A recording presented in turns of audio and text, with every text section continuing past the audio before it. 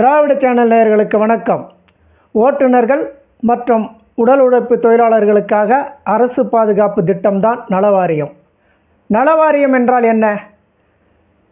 CITU மாநில துணைத் தலைவர் தோழர் வி. குமார் அவர்களிடம் கேட்போம், வாருங்கள். வணக்கம். திராவிட சேனல் தோழர்கள் அனைவருக்கும் வணக்கம். அமைப்புசாரா நிலை குறித்து சில தகவல்களை உங்களோடு பதிவு செய்ய விரும்புகின்றேன். 76 ஆண்டு கால சுதந்திர இந்தியாவில் ஏற்பட்டுள்ள நவீனமயம், சமூக பொருளாதார மாற்றங்கள், ஒவ்வொரு தொழிலாளர்கள், முறைசாரா தொழிலாளர்கள் உள்ளிட்ட அமைப்பு சார்ந்த தொழிலாளர்கள் வாழ்வில் எவ்வித முன்னேற்றத்தையும் ஏற்படுத்தி விடவில்லை என்பதே உண்மை. மாறாக இவர்களின் வாழ்நிலையில் எதிர்மறை விளைவுகளையே ஏற்படுத்தியுள்ளது. 1990 முதல் கடைபிடிக்கப்பட்டு வரும் நவீன தாராளமய கொள்கையின் விளைவாக அடிப்படை பொருளாதார உற்பத்தியில் ஈடுபட்டு வரும் அமைப்புசாரா தொழிலாளர்களின் வாழ்வாதாரத்தை சிதைத்துள்ளது. இந்தியாவின் மொத்த தொழிலாளர்கள் மக்கள் தொகையில் 43 கோடி பேர் தொழிலாளராக உள்ளனர். இவர்களில் 7% தொழிலாளர் மட்டுமே அமைப்பு சார்ந்த தொழிலாளர்கள் என்று சொல்லக்கூடியவர்கள் என்று அழைக்கக்கூடியவர்கள். மற்ற 93% தொழிலாளர்களும் அமைப்பு சாரா தொழிலாளர்கள். இதில் 45% பேர் வேளாண்மை தொழிலாளர்கள் என்பது குறிப்பிடத்தக்கது. அணிதிரட்டப்படாத தொழிலாளர்கள், உதிரி தொழிலாளர்கள், முறைசாரா தொழிலாளர்கள், கூலி தொழிலாளிகள், ஒப்பந்த தொழிலாளர்கள், பதிலி தொழிலாளிகள், கொத்தடிமை தொழிலாளர்கள், புலம்பெயர் தொழிலாளர்கள் என்று பல்வேறு பெயர்களில் இவர்கள் அழைக்கப்படுகிறார்கள். இந்த தொழிலாளர்களுக்கு வார விடுமுறை என்பது கிடையாது, பண்டிகை விடுமுறை என்பது கிடையாது, தேசிய விடுமுறை என்பது கிடையாது, சம்பளத்துடன் கூடிய விடுமுறை எதுவும் கிடையாது, ESI கிடையாது, PF கிடையாது. 75 ஆண்டுகளுக்கு பிறகும் கூட அமைப்புசாரா தொழிலாளர்கள் சட்ட பாதுகாப்பும் சமூக பாதுகாப்பும் அற்றவர்களாக தொடர்கின்றனர். அரசின் கொள்கைகள், திட்டங்கள், சட்டங்கள் இவர்கள் வாழ்வில் எந்த மாற்றத்தையும் ஏற்படுத்தவில்லை. நாட்டின் அடிப்படை பொருள் உற்பத்தியில் ஈடுபட்டு கண்ணுக்கு புலப்படாத வகையில் நாட்டின் வளம் கணிசமாக பெருக உழைத்து வரும் இந்த உழைப்பாளி பட்டாளத்தின் பொருளாதார பங்களிப்பினை குறைத்து மதிப்பிட முடியாது. இத்தொழிலாளர் நலன் காக்க மத்திய மாநில அரசுகள் பொறுப்பான உருப்படியான எந்த நடவடிக்கையும் எடுக்கவில்லை. இவர்களுக்கு குறிப்பிட்ட வேலை நேரம் என்பது இல்லை. இரவு பகல் பாராது கடுமையாக வேலை செய்பவர்களாக உள்ளனர். இவர்களுக்கு தொடர்ந்து வேலைவாய்ப்பு இருப்பதில்லை. நிரந்தர வருமானம் இல்லை, வேலைக்கு ஏற்ற கூலி இல்லை.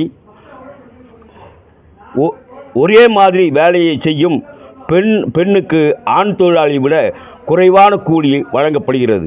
நாட்டில் உள்ள மொத்த தொழிலாளர்களில் 93% உள்ள அமைப்புசாரா தொழிலாளர்கள் சமூக பாதுகாப்பும் சட்ட பாதுகாப்பும் பெற இந்திய தொழிற்சங்க மையம் CITU தேசிய அளவிலும் மாநில அளவிலும் தொடர்ச்சியாக போராடி வருகிறது.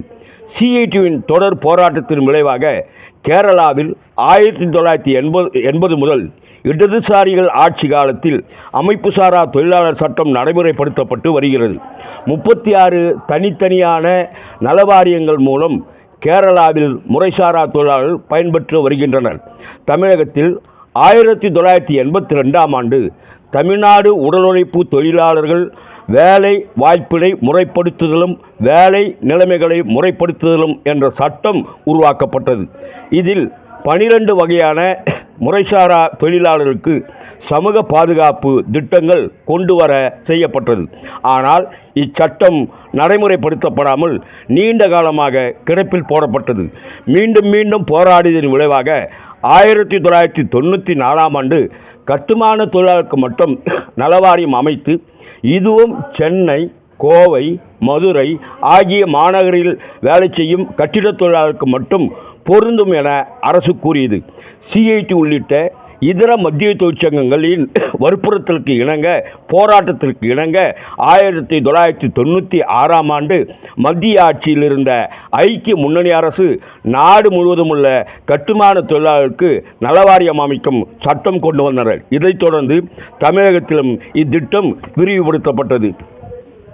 கட்டுமான தொழிலாளர்களுக்கு மட்டும் நலவாரியம் போதுமானதல்ல, இதர முறைசாரா தொழிலாளர்களுக்கும் நலவாரியங்கள் உருவாக்க வேண்டுமென தொடர்ச்சியாக சிஐடி போராடியதின் விளைவாக 29/4/1999 அன்று அரசு ஆணையின் 56 படி தமிழகம் முழுவதும் தமிழக அரசால் தற்போது கண்டறியப்பட்டுள்ள 54 வகையான, அதாவது சுமை, பப்ளிக் டிரான்ஸ்போர்ட்டு, உப்பளங்களில் வேலை செய்வோர், மீன்பிடித்தல், படகுகளில் பணியாற்றுவோர், மரமேறும் தொழிலாளர்கள், அப்பள தொழில், சலவை தொழில், அதே போல் சுயதொழில் செய்பவர்கள், மாட்டு வண்டி ஓட்டுபவர், பந்தல் போடுபவர், சமையல் செய்யக்கூடியவர்கள், இப்படி எண்ணற்ற தொழில் என 54 தொழில்கள் இனம் கண்டப்பட்டு அதில் 19 தொழிலுக்கு தனித்தனி நலவாரியங்கள் என்பது செயல்படுத்தப்பட்டு வருகிறது. அதாவது கட்டுமான தொழிலாளர் நலவாரியம், உடல் உழைப்பு தொழிலாளர் நலவாரியம்,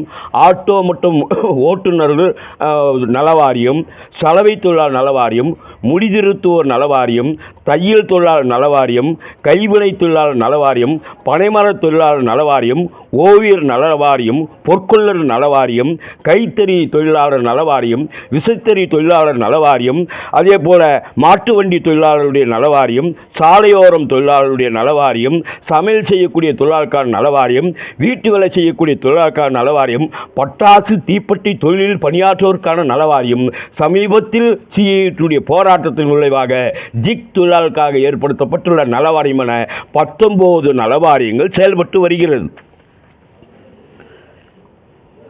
அதோடு கட்டுமானத்தில் மட்டும் 53 வகையான தொழில்கள் அதோடு இணைக்கப்பட்டிருக்கிறது. இது தவிர 54 தொழில்களுக்கு என்று அடையாளம் காணப்பட்டிருக்கு. சிஐடியுடைய கோரிக்கை ஒவ்வொரு தொழிலுக்கும் தனித்தனி நலவாரியம் என்ற கோரிக்கையை வலியுறுத்தியதன் அடிப்படையில் இந்த 19 தனித்தனி நலவாரியங்கள் உருவாக்கப்பட்டு செயல்பட்டு வருகிறது. அனைத்து முறைசாரா தொழிலாளருக்கும் ஒரே வாரியம் என்பது அரசாங்கத்துடைய நிலைப்பாடு ஏற்றுக்கொள்ள முடியாது. ஆகவேதான் நாம் மீண்டும் வலியுறுத்துகிறோம், சுமைப்பணி தொழிலாளருக்காக, உப்பள தொழிலாளருக்காக தனித்தனி நலவாரியம் வேண்டும் என்பதை மீண்டும் மீண்டும் நாங்கள் எங்களுடைய கோரிக்கையை முன்வைத்து போராடுகிறோம். இப்போது உருவாக்கப்பட்டுள்ள நலவாரியங்கள் அதனால் சில பலன்கள் என்பது கிடைக்கிறது. தொழிலாளிகளுக்கு திருமண உதவி, அது ஆணாக இருந்தால் 3000, பெண்ணாக இருந்தால் 4000, அதே போல் மகப்பேறு உதவி, கருச்சிதைவுக்கான உதவி, அதே போல் கல்விக்கான உதவி, விபத்துக்கான உதவி, மரணம் ஏற்பட்டால் உதவி, இப்படி ஏராளமான உதவிகள் என்பது சிஐடியுடைய ஒன்றுபட்ட நடவடிக்கையின் விளைவாக ஒவ்வொரு முறையும் கடந்த காலங்களில் 2001ஆம் ஆண்டு நடைபெற்ற சட்டமன்ற தேர்தலின் போது திராவிட முன்னேற்றக் கழகம், அண்ணா திராவிட முன்னேற்றக் கழகம் நாம் போராடியதன் விளைவாக அவங்களுடைய தேர்தல் வாக்குறுதியிலேயே நாங்கள் ஆட்சிக்கு வந்தால் நலவாரியங்களை செம்மையாக நடத்துவோம் என்று அறிவிக்கக்கூடிய ஒரு கட்டாயம் என்பது ஏற்பட்டது. அதோடைய விளைவாகத்தான் இன்றைக்கி நலவாரியத்தில் சில பலன்கள் என்பது நம்மால் உருவாக்கப்பட்டிருக்கிறது. இது போதுமானதல்ல என்பதை நாங்கள் உணர்கிறோம். அதே வேளையில் இன்றைக்கி மத்திய அரசாங்கம் மொத்த வருவாயில் 3% ஒதுக்கினால் கிட்டத்தட்ட 3 லட்சம் கோடி ரூபாய் என்பது அரசுக்கு கிடைக்கும். அந்த 3 லட்சம் கோடி ரூபாயை முறைசாரா தொழிலாளருக்காக ஓய்வூதியம் வழங்க 3000 ரூபாய் ஓய்வு, குறைந்தபட்சம் 3000 ஓய்வூதியம் என்பது அரசால் வழங்க முடியும்.